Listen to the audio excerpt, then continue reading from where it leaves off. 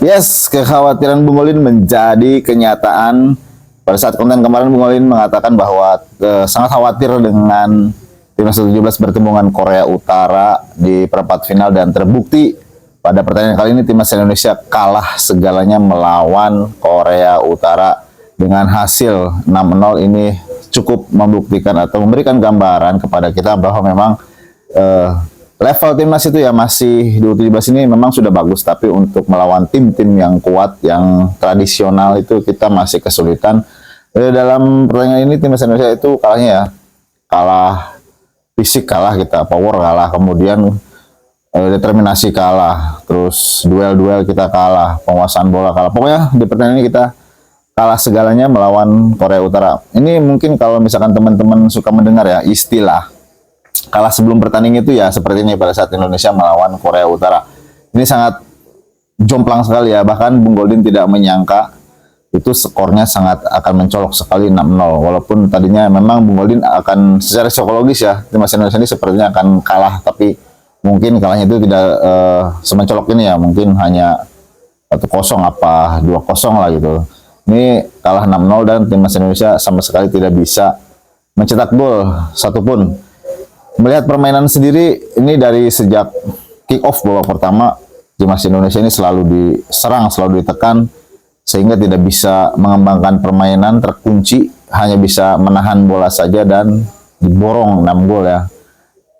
Tanpa Bung Goldin mengucilkan atau merendahkan pemain timnas, memang ada beberapa pemain di pertandingan yang kurang perform.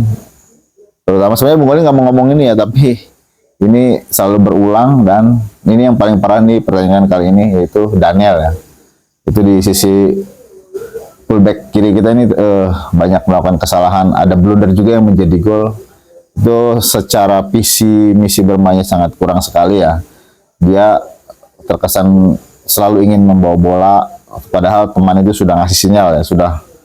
Sebenarnya kalau kita misalkan bermain taktis langsung dioper aja, tapi ini di babak pertama juga sama, ada tayangan juga selalu ingin membawa bola. Kemudian Becker ini kita kadang-kadang terlalu membesar-besarkan ya, pemain baru bagus sekali langsung ini harapan timnas Indonesia. Sebenarnya kalau secara keseluruhan Bung Goldin melihat dari pertandingan pertama, Becker itu kalau nendang bola, kalau buang bola itu asal-asalan, nendang itu asal. Tapi di teorinya itu kalau nendang bola ke depan itu kalau nggak out ya bola sejauh-jauh mungkin, tapi kadang-kadang ini bola ditendang kena musuh, akhirnya di counter, jadi itu membahayakan. Ini terbukti di pertandingan ini juga gol keberapa tadi, gol keempat atau gol kelima tadi itu kesalahan Becker juga ya. Tapi kita tidak usah terlalu menyalahkan, memang levelnya juga kurang dari timnas Indonesia dari pertama ya, itu umpan sering salah.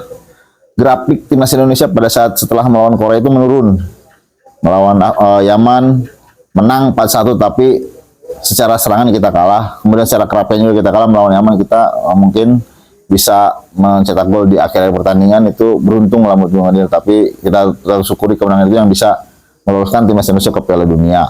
Kemudian pada saat melawan Afghanistan yang tim dianggap paling lemah ya, itu pun kita kesulitan, kita kalah secara ball position juga secara serangan, tapi kita cukup beruntung lagi bisa menang 2-0 di akhir pertandingan.